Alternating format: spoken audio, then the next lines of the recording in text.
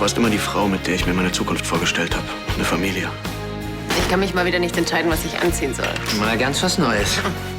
Ich will nur, dass du weißt, das hat sich nicht geändert, egal wer der Vater dieses Kindes ist. Wenn du möchtest, ich werde für euch da sein. Sie hat noch kein Kleid für heute Abend?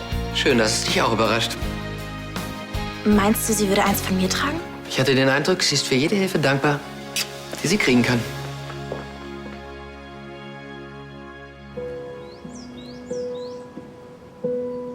Uns geht es doch wirklich gut. Vor allem, wenn wir die Wahl haben, uns aus vielen Möglichkeiten die beste aussuchen zu können. Ich entscheide oft aus einem Impuls heraus, weil ich gerade Lust auf etwas habe. Und auch wenn diese Entscheidung nicht unbedingt die vernünftigste ist, Hauptsache, sie macht glücklich.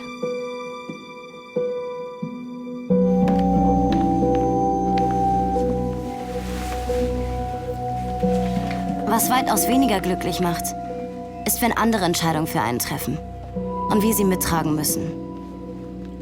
Ob wir wollen oder nicht. Oft bleibt für uns dann nur das Zweitbeste übrig. Und wir versuchen, uns irgendwie damit zu arrangieren.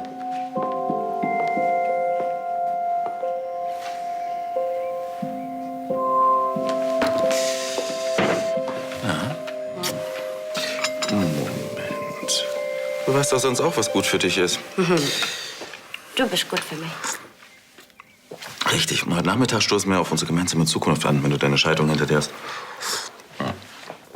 Leid, ich muss los. Ciao.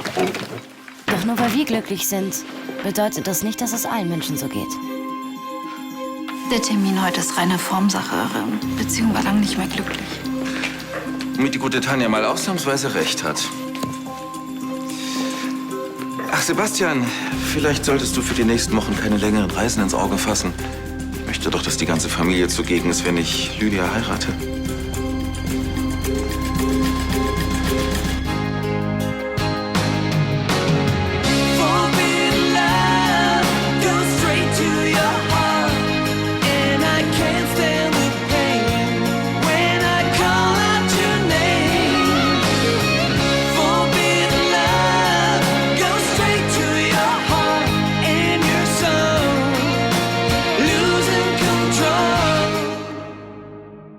Ich kann mir überhaupt keinen besseren Manager als Tristan vorstellen. In Finanzdingen ist er unschlagbar. Außerdem ist er charmant, eloquent und äußerst gut aussehend. Solange er was von Musik versteht. Du bist so witzig, Hagen. Wieso? Ist für sie nicht ganz unwichtig, oder? Eigentlich kannst du froh sein, dass ich mit Dana in der Sattelkammer eingesperrt war, anstatt mit dir diesen Quint zu treffen. Ja, Tristan war bestimmt die bessere Begleitung. Jetzt hast du zumindest einen richtigen Manager und bist aus der La Bomba-Sache raus. Obwohl, eigentlich war der Song gar nicht so schlecht. Soll ich mich vielleicht jetzt auch noch bei dir bedanken? Warum eigentlich nicht? Oh, ich glaube, ich lasse euch jetzt mal lieber alleine. Super Idee. Du bist auch der Letzte, der das Hochzeitskleid jetzt schon sehen sollte. Welches Kleid? Los, raus jetzt. Wäre es nicht leichter, wenn ich dir ein Kleid von mir gebe und du davon die Maße übernimmst? Das ist jetzt nicht dein Ernst, oder? Wieso? Das hier sitzt doch super. Das Kleid, was ich für dich mache, muss dir auf den Leib geschneidert sein, wie eine zweite Haut. Da darf es keine überflüssige Naht geben und keinen Millimeter zu wenig Stoff. Na, hör mal. Eher zu viel. Ja, aber damit mir das gelingt, muss ich ein Gespür für deinen Körper bekommen. Und wenn ich Maße von irgendeinem Kleid von dir nehme, dann ist das so, als wenn du am Ballermann La Bomba singen würdest. Alles klar. Den Vergleich habe ich sofort verstanden.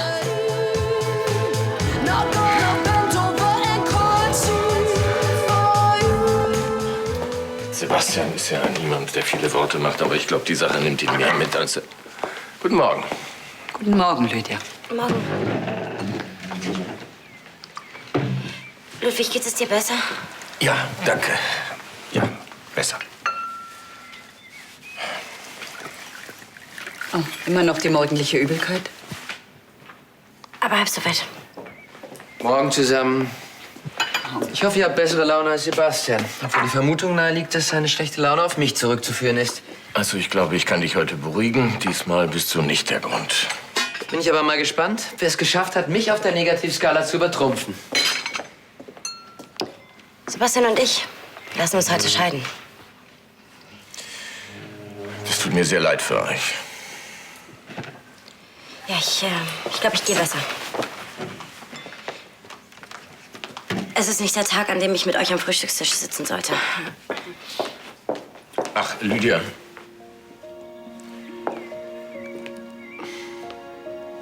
Du und Ansgar, ihr seid bald eine Familie.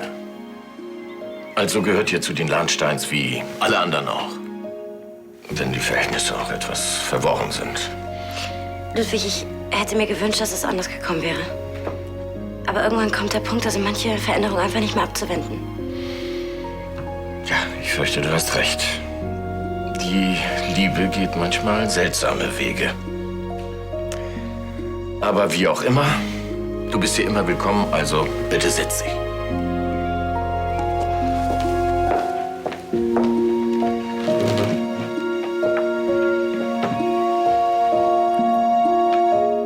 Das kann doch nicht sein, das muss doch hier liegen. Ich hab das doch drüben gestellt. Scheißdreck.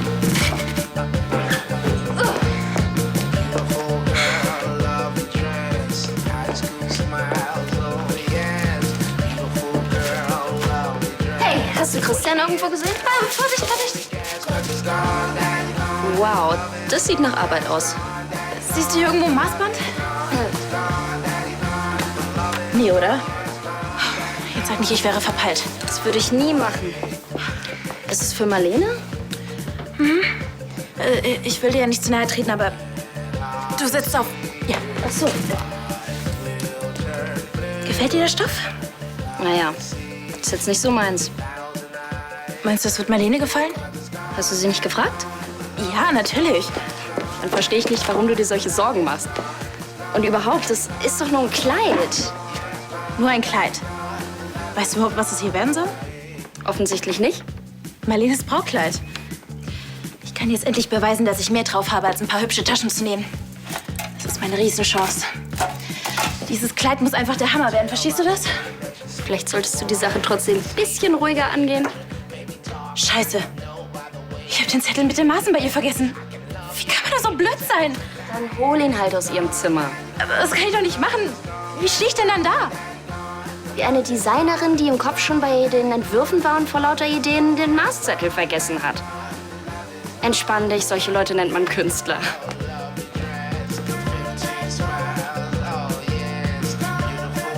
Und wann genau wollt ihr die Kolumne starten? Justus, ich habe meinen Laptop vergessen.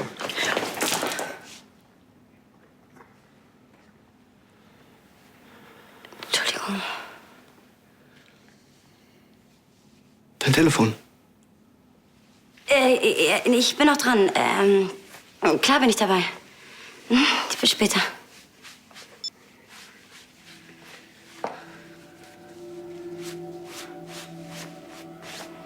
Und? Gute Nachrichten?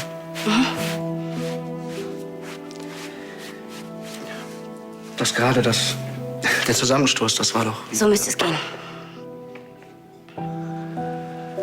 Ja. Nicht, dass der Scheidungsrichter einen falschen Eindruck von mir bekommt. Das glaube ich nicht.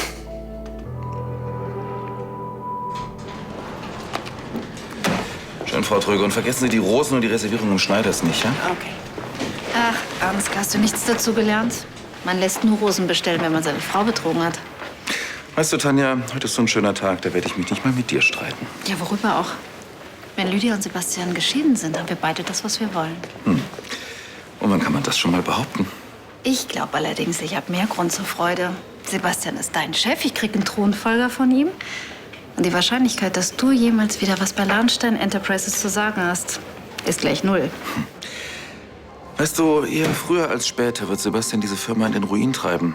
Im Gegensatz zu ihm bin ich allerdings nicht mittellos. Ich kaufe die Reste und baue das Imperium wieder auf.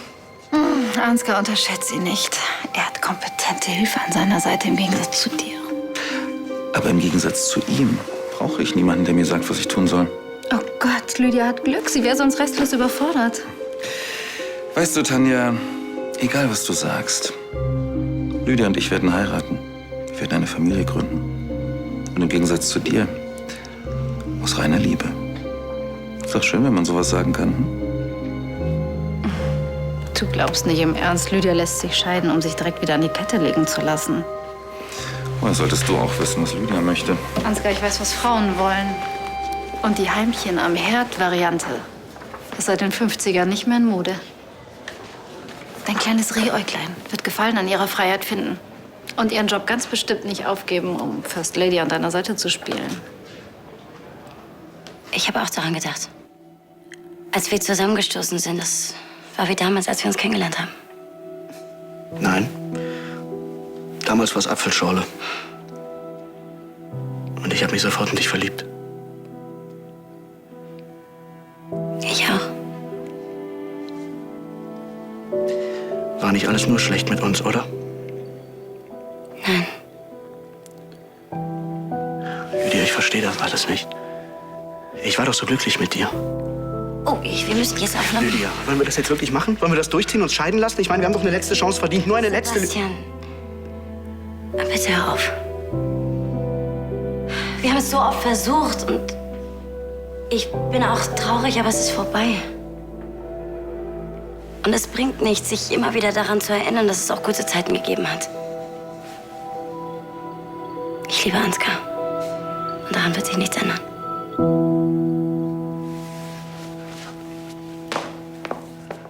Kommst du? Marlene? Ich hoffe, ich störe nicht, aber ich brauche, Marlene? Mist.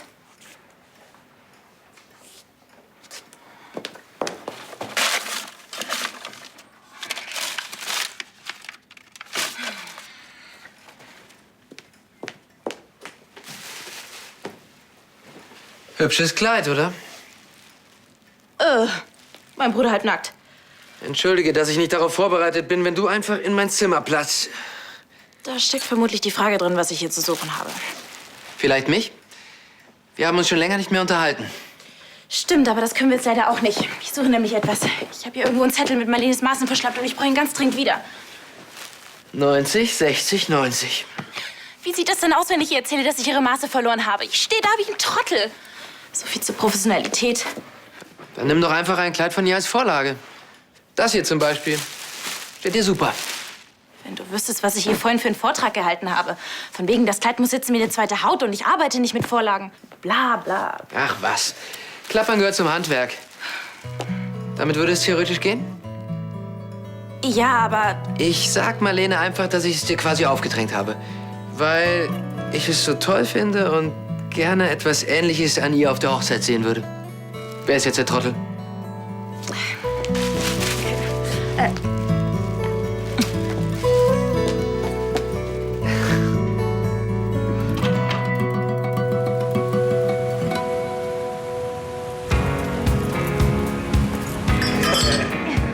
Jetzt ist endlich frei für mich.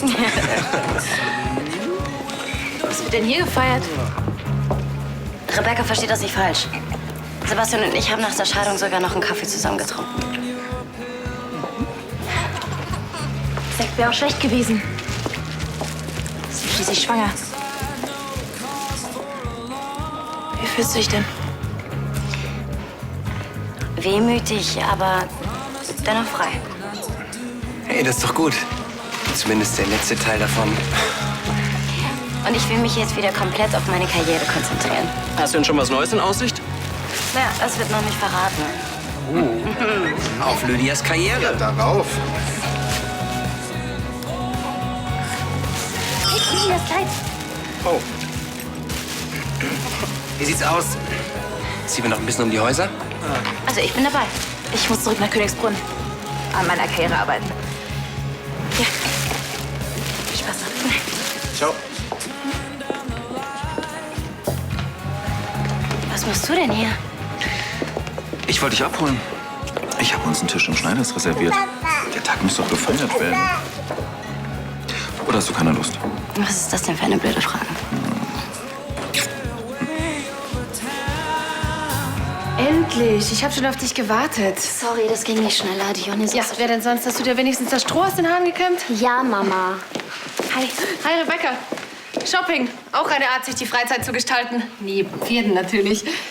Rebecca? Sag mal, das ist doch mein Kleid. Ja, Hagen hat mich überredet. Hagen? Seit wann ist der denn Modeexperte? Das war nur ein Ratschlag. Du holst dir Rat bei Hagen für mein Hochzeitskleid? Willst du das nicht lieber mit Hagen besprechen? Warte, lass mich das erklären. Also, ich war in deinem Zimmer. Könnt ihr das später machen? Marlene und ich haben es eilig. Das glaube ich ja jetzt nicht. Sag mal, weißt du, was das Teil wert ist? Ach du Scheiße. Das war bestimmt Lilly. Und ich dachte, du weißt, was du tust. Jetzt komm mal runter. Das ist ein Mini-Fleck, den kann man rauswaschen. Rauswaschen? Sag mal, seid ihr eigentlich beide noch ganz dicht? Das mit dem Hochzeitskleid, das lassen wir besser. Dafür brauche ich einen Designer, auf den ich mich verlassen kann.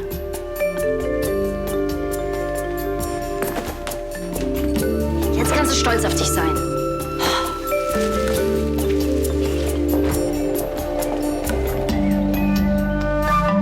Ja, vielen Dank. Bis später.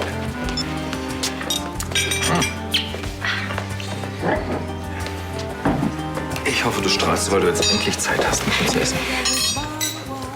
Und weil ich gute Nachrichten habe. So. Mein Chefredakteur hat mich für eine eigene Kolumne vorgeschlagen. Ist das nicht großartig? Ja. Mein Bericht über Marlene Wolf hat ihm so gut gefallen, dass ich jetzt jede Woche über ein junges, neues Talent schreiben soll. Ja, das ist ja toll. Und du glaubst, dass es in Düsseldorf so viele junge, neue Talente gibt? Ach, was Düsseldorf. Ich kann hinreisen und recherchieren, wo immer ich ein interessantes Porträt entdecke. Und es soll schon nächsten Monat losgehen. Das wird super. Und du meinst auch, dass es angebracht ist, in nächster Zeit so viel zu reisen? Ansgar, ich bin schwanger, bin ich krank? Ja, das stimmt natürlich. Trotzdem finde ich, du solltest dich ein bisschen schonen. Die Kolumne läuft ja doch nicht weg. Und außerdem hast du im nächsten Monat gar keine Zeit. Nein? Ich habe den perfekten Hochzeitstermin gefunden.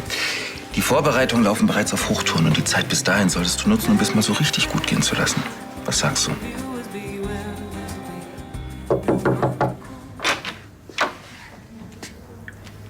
Oh. Hallo. Ich habe gehört, Rebecca ist hier. Ja.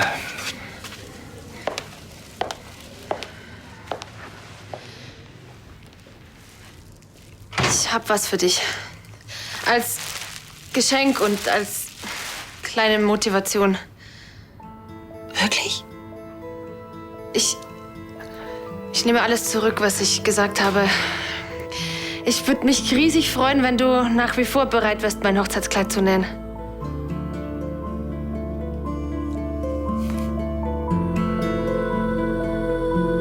Gerne.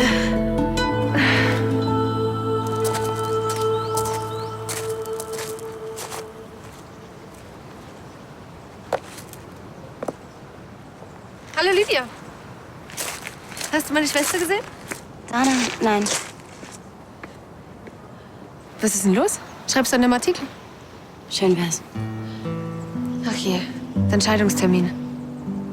War sehr schlimm. Traurig. Wie lange warst du eigentlich mit Sebastian zusammen? Alles in allem 3 Jahre. Länger als Hagen und ich. Mal abgesehen davon, dass ich sauer auf ihn bin, wäre es ein ziemlicher Schock, wenn wir uns trennen würden. Wie muss es da dir wohl gehen? Ich hatte nie das Gefühl, eingeengt zu sein. Aber ich glaube einfach, jetzt durch meine neu gewonnene Freiheiten muss ich einfach irgendwas Besonderes machen. Ich würde als erstes Zeit für mich brauchen. Und mich dann in die Karriere stürzen. Bestätigung abholen und Anerkennung. Hey, du bist jetzt frei. Mach was draus.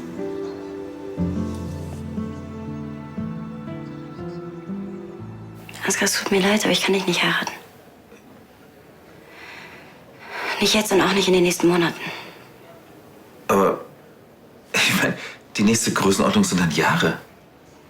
Ansgar, ich will mich nicht von einer Ehe in die nächste stürzen. Kannst du das nicht irgendwie verstehen? Also ehrlich gesagt, nein. Ich meine, ich warte seit Wochen darauf, dass du endlich meine Frau wirst. Ja, und noch weniger will ich einfach nur die Frau von Ansgar von Lahnstein sein. Weißt du, ich höre die ganze Zeit immer nur, was du nicht willst. Gibt's denn vielleicht auch irgendwas, was du willst? Ansgar, will diese Kolumne machen. Ich will reisen. Ich will mich ausleben und ich will unabhängig sein. Na toll. Irgendwie hätte ich gehofft, dass ich in dieser Liste auch irgendwo vorkomme. Das tust du doch auch. Aber nicht als der Mann, der für mich eine Hochzeit plant, ohne mich vorher zu fragen.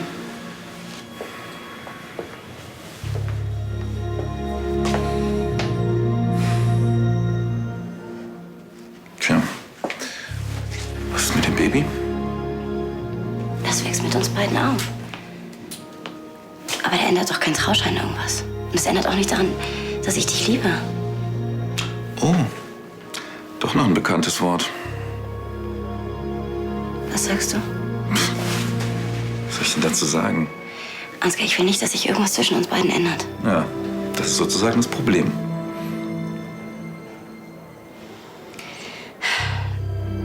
Muss man einer Sache denn immer gleich einen Namen geben? Muss dann immer alles nach Plan verlaufen? Ach Gott, nochmal, was weiß denn ich?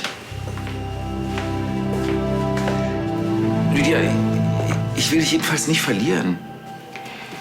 Das tust du auch nicht.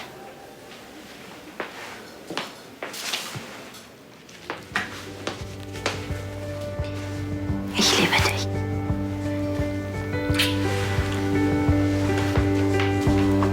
I've traveled so far so quickly. The continent spinning beneath my wings. Ticking boxes. Wie viel Freiheit kann die Liebe vertragen? Things. But the further I go, I find I just want what I left behind. Auch wenn wir wissen, dass es vorbei ist, gelingt es uns, den anderen wirklich loszulassen? Maybe love will lead me back to your. Haben wir genug Vertrauen, um Unabhängigkeit nicht mit Verlust zu verwechseln? Feel something simple and pure, like I did before. How we strain our necks to see what's round the neck. Lösen wir uns nur aus alten Mustern, um Platz für etwas Neues zu schaffen? Chasing fair weather friends. Können wir trotz unserer Trauer Freude empfinden, weil sich neue Chancen auftun? So fly, don't shy from some of our desired prize. A million miles from where we lie. 'Cause your flight is one enough Chancen, die wir ergreifen, um über uns hinauszuwachsen. to bring you right back to my side.